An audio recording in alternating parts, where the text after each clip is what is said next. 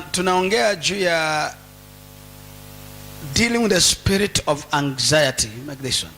Anxiety. Philippians chapter number 4 verse number 6. Philippians chapter number 4 from verse number 6. New King James Version, and also from Philippians chapter number 4, from verse number 6. The Bible says, be anxious for nothing, but in everything by prayer and supplication. By prayer, supplication, with thanksgiving, let your request be made known to God. Matthew chapter number 6, verses number 26. All the way. Matthew chapter number 6, from verse number 26. The Bible says, therefore I say to you, do not worry about your life. The other translation says, don't be anxious for your life, what you eat, what you drink, nor about your body. What you put on. Is life not more important than food, and the body more important than the clothes? Now, I am talking about what you call anxiety as we are preparing ourselves for tomorrow. Our convention begins exactly tomorrow. The man of God, Apostle Kenneth, will be coming tonight, and he will be with us all the way for the few days, and at the same time we are going to have a good time. Now, I want to talk to you about anxiety. What is exactly anxiety? The classical definitions of the word anxiety is fear, usually without a known or unfounded cause. I explain a second time. Anxiety. Every man has what you call anxieties about the unknown. So this means it is a definition of anxiety is a fear, number one, without unknown or unfounded cause, or an immediate threat of danger. The term has become popular with the modern psychologists who like to dig up the past event and speculate how to relate to the present day emotions. When you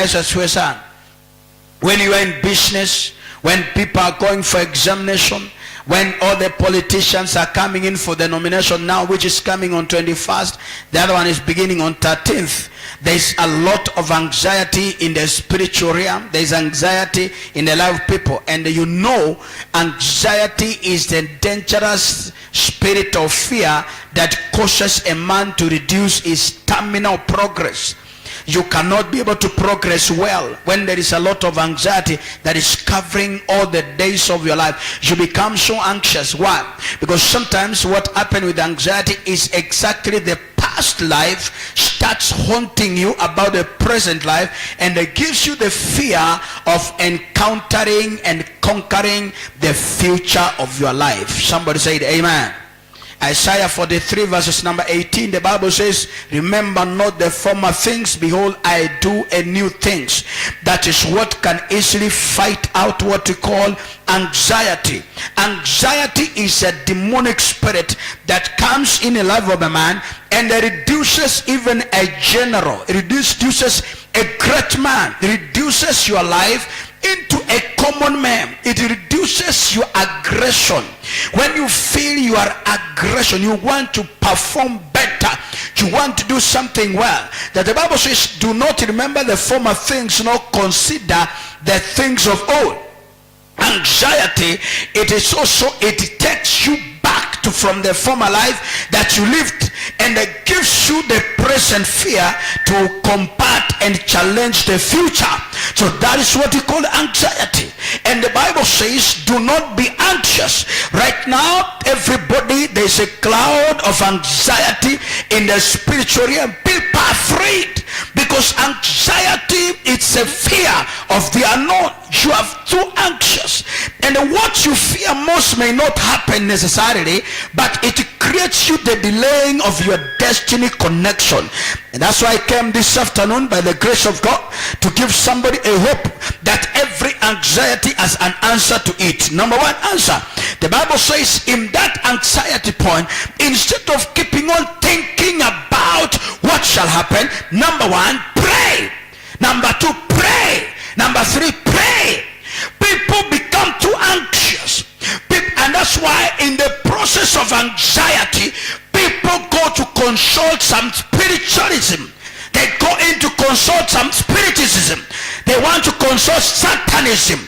They want to consult the underworld. They want to consult their unknown, so to keep them about the known. That is what you call the anxiety. So people must be extremely careful that the anxiety, when the Bible says when you are too anxious, don't be anxious for anything. You are not too rich, you are not too powerful, you are not make it in life, you have not tried anything to do. But the Bible says, number one, pray. In the process of prayer, number one, it gives you peace. When you pray, even in the midst of that anxiety, that's fear, in the midst of that uncertainty, there are things you don't know. You don't know they are known. There are things that are hidden from you. There is information that is hidden. Mtu akupigia simu akwambie nataka kuongea na wewe, kuna kitu maalum nataka kuzungumza na wewe. You get so anxious, hata westa karale kabla hajakwambia. That's what you call anxiety. And the enemy understands the place that he can arrest your soul, frustrate your soul, confuse your soul, embarrasses your soul. It is in the area of anxiety. When he can be able to confine you to the anxiety, he can be able to control your spirit. But I pray that God shall give you the confidence, because the Bible says it is don't throw away the confidence that you have before God. This is the confidence that you have that determines on how you are going to confront the unknown. The confidence that you have, it is what is going to determine how you are going to confront the unknown. There are things, there are places, there are areas you have never been. I have seen people going places with a lot of anxiety in their mind. They go to places, they have nothing to say about it. When you meet the panelists who are coming as interviewers, you get so worked up. You become so anxious. You are too anxious. You are too fearful. You fear so much. You fear so much. But what makes you confident? It is about the God that you know. Daniel said the people who know their God, number one, they are strong. When you are strong, in other words, you have lesser, you fear. You are too confident. Strength is a demonstration of the confidence that you have within you that determines that how you are going to confront the future, how you are confronting the present crisis, anything that becomes a scary. Number one, pray. Number one, pray. And the Bible says after you have prayed, there's another level of prayer that we call petition. In other words, you have not agreed with the answer that has been sent. In other words, you are not comfortable. You cannot accept. You have not accepted what has already been released. That's the second level of that. You also petition. Go for the higher. Go for the supreme. Go for the supreme. The word petition, you mean that you have not been satisfied by what you have been told. It says, number two, in that anxiety, petition. By petition, Kiswahili wanasema dua. Kuna tofauti ya maombi na dua. Maombi na dua. Inasema maombi na dua. Number three, in the process of anxiety, number three, it says give thanks. Be thankful. Be thankful. Pray, appreciate God. Tell God whether whatever that shall happen in my life, I'm still grateful to you. Because people keep on quarreling. Listen to Matthew chapter number 6, 26. Matthew chapter 6 verse number 26. The Bible says like this. It talks at there's that anxiety. And that's why people who have no connection with God, they have lesser trust in God. How? The Bible says, Matthew, let's go verse number 25, okay? Verse 25. Therefore I say to you, do not worry about your life. About what? Might somebody tells you that don't worry about your life. Even the information you have today, Mr. Jerimo, don't worry about it. Number 1, pray about it. Number 2, petition about it. Number 4, give thanks. Give what? I say give what? The same chapter, King. Go back, the same Philippians chapter number 4, verses number 6. Let's go verse number 7. And as you keep that scripture also, you keep it. It says, in the same process, it says, give thanks, give thanks, give thanks. In the process of prayer, in the anxiety. That's why ukitaka kujua watu wako na anxiety nyingi, unakuta mtu anaingia katika mahali pana usalama ndiye anapata usingizi ya kulala. Sikiliza na 17, verse number 7. Verse 7 says, and the peace of God which surpasses, tell your neighbor, which surpasses all the understanding. I mean, you understand that you don't have money. You understand something is happening tomorrow. You understand there is examination coming. You understand somebody is after your life. You understand that is the understand. I mean, there is an understanding in your heart. There is that understanding that you have in your life that something is happening. That understanding, number 1, you know it. You are not even aware. Somebody sends you a message at I'm coming for your head. You understand it. Bwana Yesu asifiwe sana. Instead of anxiety, mtu anakuandikia message anakuambia I am coming for your head tonight.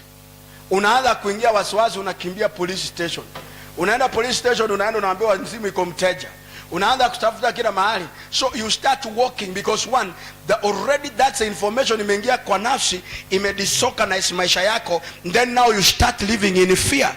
But what you need to do, number 1, the Bible says, be strong and confident.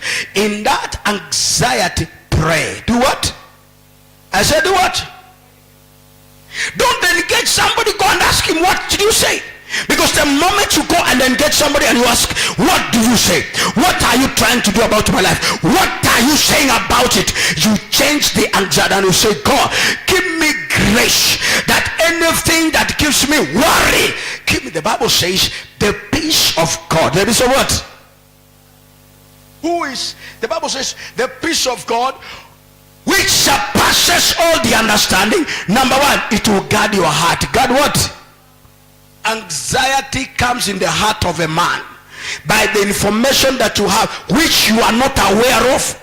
You are given a certain information that you are not connected with it. Somebody speaks about the information, you are not aware of it. You cannot say what is this, the authenticity of the information that has been said about your life. Somebody speaks about you and then you sleep, you miss sleep, you become so anxious. Nasema leo nataka nijue huyo mtu. Nataka nijue huyo mtu. Sometimes you ignore. Do you know? Ndio unakuta kwamba some people who are ambao hawana roho wa Mungu wanakunywa pombe, ndio wanakuwa na ujasiri. Wengine wanavuta bangi, wengine wanakula madawa ya kulevya ndio wapate ujasiri kwa sababu hawana Mungu. Inasema, maandiko yanasema the peace of God which surpasses all the understanding, number 1, will guard your heart. Guard what? Number 2, it also says, and also your mind through Jesus. Anxiety is a demonic spirit that arrests a man and reduces the capacity of a man, the confidence of a man. You become potato. Nobody will take you serious. But it needs a man that are confident. People who have the confidence of God. People who understand who is God. Daniel said that they shall be, the people who know their God, number 1, they will be strong. They'll be what? When you know who you know. Somebody sang a very powerful song, I know whom I am. Whom I am. David was speaking this one very strongly in Psalms 42 verses number 5. He says, why thou cast down my soul, and I had disquiet in me. Psalms 42 verses number 5. Quickly kicking. Why are you cast down, oh my soul? Oh my what? Why your soul? Your soul is a data bank, it's a store, it's a hard disk where the information is stored the moment it accesses your soul. That's why the enemy is always very conscious about your soul. The moment he gets your soul, by anxiety, you start drowning down your body. Mtu anapata habari sahihi, alikuwa amechangamka vizuri, ghafla anapata habari. Baada ya kupata habari, unakuta huyo mtu amefade mara moja, amerudi, ameenda, amekwama, amepoteza network. Unakuta mtu amechange. Hiyo ndio ile Daudi anasema ya kwamba, that's why you cast all my soul. What is the soul? The soul is a true human being. Bwana Yesu asifiwe sana. Ndio 13 in the book of Ezekiel 13:18 ndio Biblia inasema kwamba ole wao wanawake wale who always hunts the souls of men, because anybody who can hunt your soul by even information, mtu akipata nafsi yako na aingisha habari fulani tayari amekumaliza. Unanielewa? Mwili uko tu, lakini unatembea kwa barabara, you are carrying a load. You are carrying Ezekiel, not Ezra. You are carrying a load because of the information. That's why you can walk in an office, you make a mistake. Another brother gave, he was lucky, he paid out, he was a cash in the bank, akapeana 1.2 million, na mwenye alikuwa amekuja kuchukua 12,000, akapeana 1.2 million, akapata anxiety. Listen to this. That says the Lord, what the women who so magic on their sleeves to make fun of the heels of the people every height, to hunt the souls. To hunt what? Souls. When your soul is hunted by information, somebody comes and gives you a certain information about some things that you don't understand. Somebody makes sure that he enters that, and then you get confused. That time you cannot even concentrate. Why? Because the enemy understands the confidence. He knows what he can do, how he can arrest your life, how he can arrest your soul, how he can be able to frustrate you. But the Bible says, don't be anxious for anything. Anxiety is a demonic spirit that you need to fight over your life. Somebody say amen. Anxiety is bad. Anxiety can reduce you to be a beggar. Anxiety can reduce you to be a refugee. Anxiety can make you restless, and the moment the devil makes you restless, you can never have a footing. You start business here, you start moving again because of the anxiety. You start a certain job, you are told some information, and then you are scattered. And I pray anybody that is scattering you by the anxiety of information, he cannot access your soul.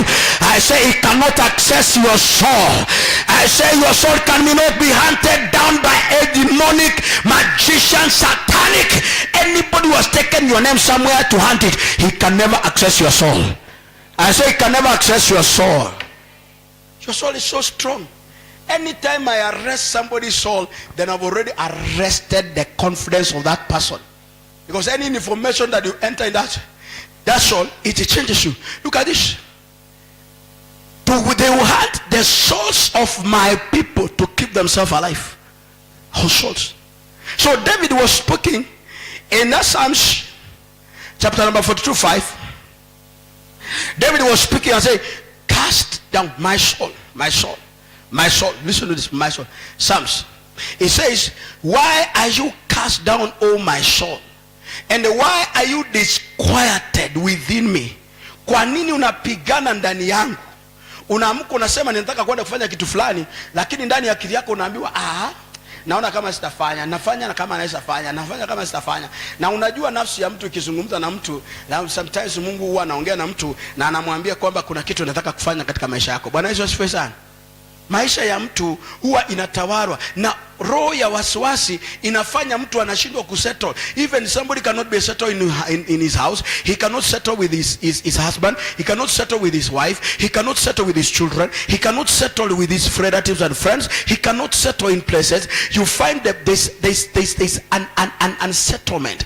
And I want to give you the few characteristics before that we proceed. I give you the few characteristics of a man who is under anxiety. Somebody say amen. I say somebody say amen. Now, but let me write it down very quickly as I close. Then we will proceed next week, the other week, because a man of God, Apostle Kenneth, will preach to us from tomorrow, and then he will do us again from the other week. He has tomorrow, he has some few days. Number one, write it down. This is that they related the symptoms and also the signs and the characteristics of the man who has a spirit of anxiety, that you need to fight it. Because if you have the anxiety, and please make sure, First Peter, King, write it down. First Peter chapter number 5 verses number 7. I want us to read. And any person, let me tell you, any person that is not connected with the church, who is not connected with the man of God, who is not connected with the grace of God, the same person the same person that who the devil uses, so that one, he arrests your soul, he confuses you, and he keeps. So the same people ndio wanapenda kugombana, kunungunika, mimi hii kitu ijafanyika, nimefanya maombi. But let me tell you the truth, if you were here yesterday that I was speaking, the Bible says, and God told Jacob that you have struggled with men and you have struggled with God and you have prevailed. So in other words, there is a time you struggle with men and the time you struggle with God. Number one, you have what you call nightmares. You have a lot of nightmares.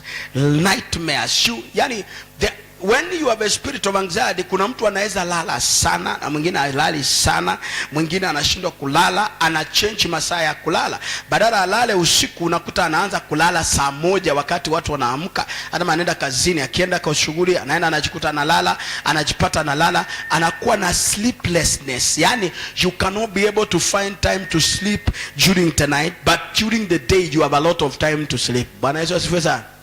Hiyo ndio kitu kinafanyika katika maisha ya watu kila saa. Maana shetani anakuja, anakrokota watu, anawaingisha mahali, katika mahali ambao huwezi kuconcentrate. Peter anasema, casting all your cares upon him, for he cares for you. In other words, when you have that nightmares, make sure that everything that comes in your life, cares means you are wondering. Kuna watu wanakimbisha utajiri, kuna watu wanakimbisha kuwa makubwa, kuna watu wanakimbisha kuwa famous, kuna watu wanakimbisha kuwa, nilisema jana, there are women right now wameng'ang'ana mazoezi, wanang'ang'ana vitu vingi, watengeneze mwili, wakuwe slim, sijui wakuwe nini, and all those things because of anxiety ya kwamba age is catching up with them. Number two, you become nervousness. Yani kila kitu kisikia unaanza kuwa nervous. You are very nervous to any information, anything that may be mentioned around you. You are too nervous. You are too nervous. You become very, very, very nervous. And in the process of that, without your knowledge, you discover that you are also eating too much. You see, you start eating a lot. You eat too much. You start eating. Unakula mpaka unakosa grace ya kukula. Bwana Yesu asifiwe sana. Na ndio unakuta mtu akiwa na anxiety sana, ananonaga, anakuwa kama birika. Vitu ni viwili sana kwa anxiety. Unaweza nona ukakuwa kama drum like this, na unaweza nona ukakonda sana, ukakonda zaidi, ukakonda sana. Now let me finish the last one. And then there is what we call the loss of appetite and also irritability. You are being irritated by almost everything. Mtu yote ambaye ako na roho ya anxiety anakuaga na irritation, anakuwa irritated na kila kitu. Any information, particularly when he set, amejipanga ajibiwe hivi, amejipanga aambiwe hivi, lakini akiambiwa kitu opposite, ana react very bad, ana react very violently, ana react ya kwamba there's nothing that is happening. Yani kila mtu anamuona as an enemy to himself. He sees that this is an enemy. He sees that this is like somebody who cannot be able to do it. Bwana Yesu asifiwe sana. That is what we call anxiety. Stand up on your feet. I want us to pray a prayer that is going to give us. Let's go, King, to Philippians chapter number 4 verses number 6. We want to pray a prayer like that. Mungu akupatie because Monday like today is also a very anxious day. Si ni kweli? In the business world is a very anxious day. In any person in an office, you don't know what is awaiting for you the whole week. But for God to give you direction, you need to fight every spirit of that anxiety, and the Lord will give you grace. Somebody say amen. Lift up your hand before the Lord and worship him. Lift up your hand before the Lord. Just talk to him. Please talk to him for a while. Wewe reflect. Please put a leaflet around your life and ask God, what are you seeing around your life? What are you seeing that is happening? What are you seeing that is going to happen? What are you seeing that is going to happen around your life? What are you seeing? What can you see? What can you be able to see? What can you see? What can you see? What can you see? What can you see? What can you see around your life? Katika jina la Yesu. What can you see? Mwambie Mungu kwamba that's that anxiety. How God can give you grace to pray. God can give you grace. You can pray. God give you grace. You can pray. You can pray. Instead of anxiety, instead of murmuring, instead of fear, instead of anything that somebody has given you an information that you don't like, please pray. And even when you see you are prayed and nothing is happening, petition God, petition him. Let God petition. Let petition God, petition him, petition the Lord, petition him, petition the Lord, petition him.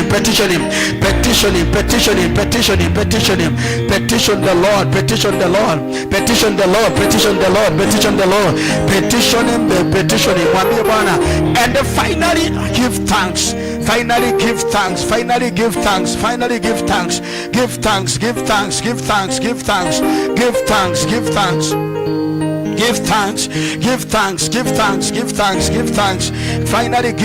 to the Lord. Give thanks to him. Give thanks. Mpatie Bwana shukrani. Mwambie Bwana asante kwa kila jambo. Mwambie Bwana mshukuruni. Paul says, I thank God for everything. I thank God for every whatever he does. I thank God. Hizo haya. I thank God.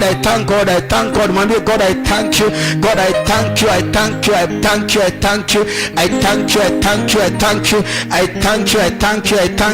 I thank you, Jesus. I thank you. Hizo haya, hizo za nini za